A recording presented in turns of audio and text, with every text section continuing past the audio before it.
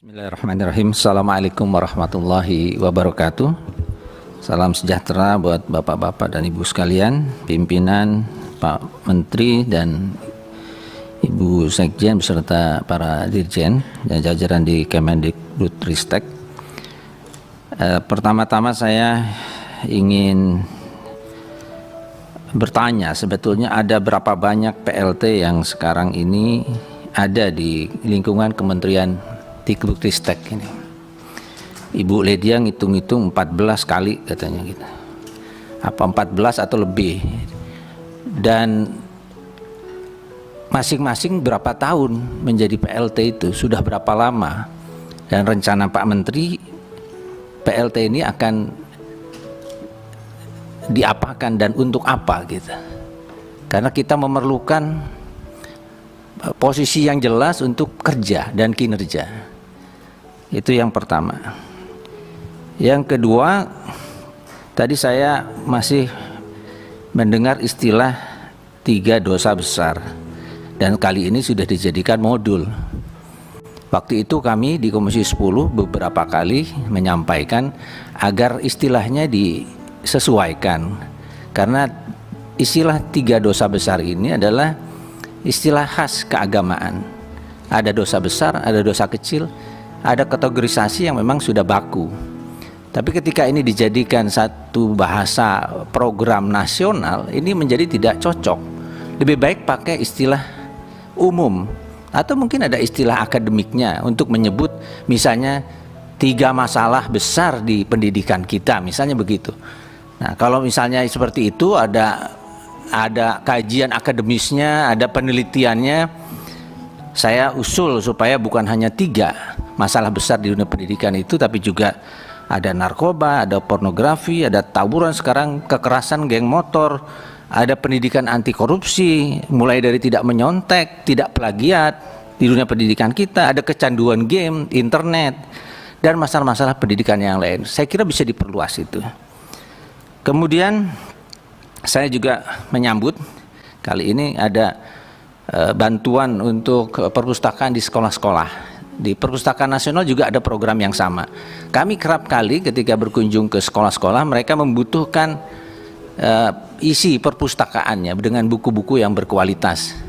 Kami minta bantuan Perpustakaan Nasional, mereka menolak karena sudah ada anggarannya melalui Kementerian Pendidikan, Dikbud dan Ristek. Oleh karena itu, melalui pimpinan saya kira boleh juga ini menjadi aspirasi bagi seluruh anggota Komisi 10 yang bisa diajukan ke Kementerian Dikbudristek apabila di dapilnya ada kebutuhan pengadaan buku yang tidak bisa dibantu oleh Perpustakaan Nasional. Ya mari kita bekerja sama, karena kita lihat langsung kebutuhannya real, Pak. Sangat diperlukan untuk literasi kita.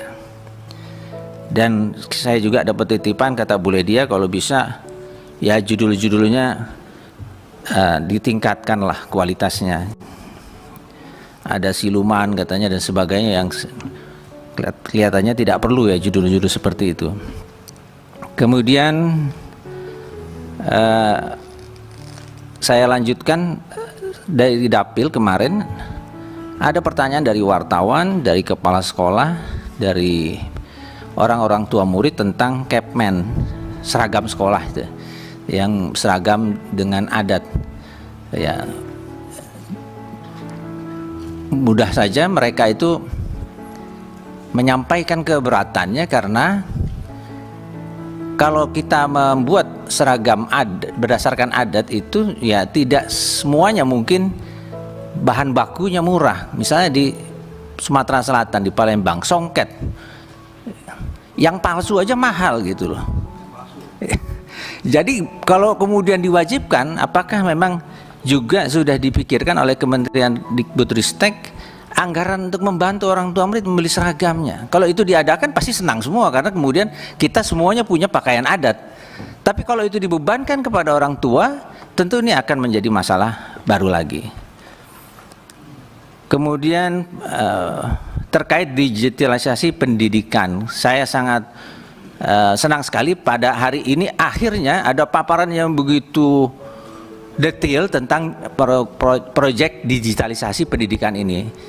Ya mungkin Bapak baru tahu, itu tadi istilahnya Pak Pak El Nino, ya memang kita ternyata baru tahu di Komisi 10 ini, ya, bahwa ada begitu rupa proyek digitalisasi pendidikan yang anggarannya juga tentu luar biasa. Dan saya kira dalam konteks ini saya ingin menyampaikan apa yang terjadi di lapangan.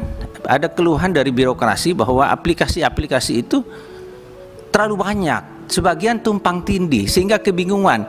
Aplikasi yang lama saja masih ada aplikasi yang baru. Jadi akhirnya urusan administrasi ini menghabiskan waktu, tenaga dan biaya. Belum lagi oleh kepala sekolah, oleh guru-guru, mereka juga harus mengisi aplikasi yang begitu banyak. Belum internetnya lemot, ya. Belum fasilitasnya kurang. Ya, tidak semua daerah di Indonesia sudah mendapatkan sinyal yang baik. Nah, saya kira ini harus dilihat tadi menurut Pak Ferdi.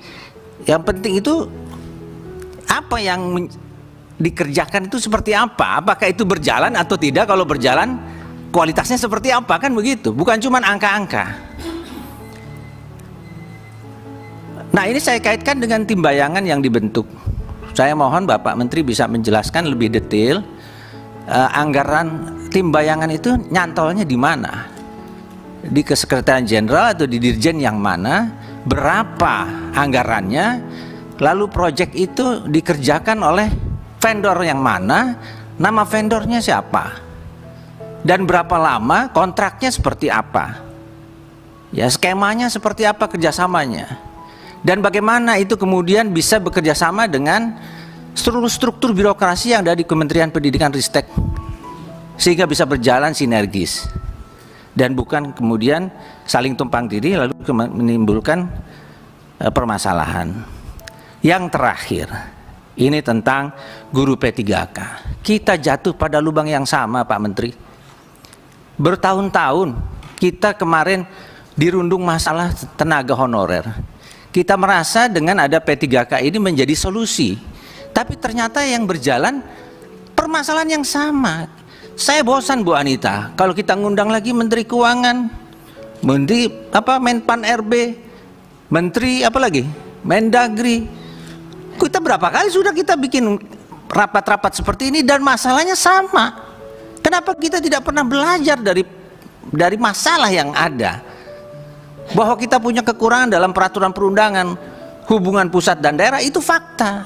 Marilah kita buat perencanaan berdasarkan peraturan perundangan yang ada, masalah yang pernah kita alami. Sehingga kemarin saya katakan ke Prof. Nunu, kalau kita gagal merencanakan, gagal membuat perencanaan, kita merencanakan untuk gagal memang. Jangan hanya karena keinginan 1 juta guru. Kita harus buat perencanaan.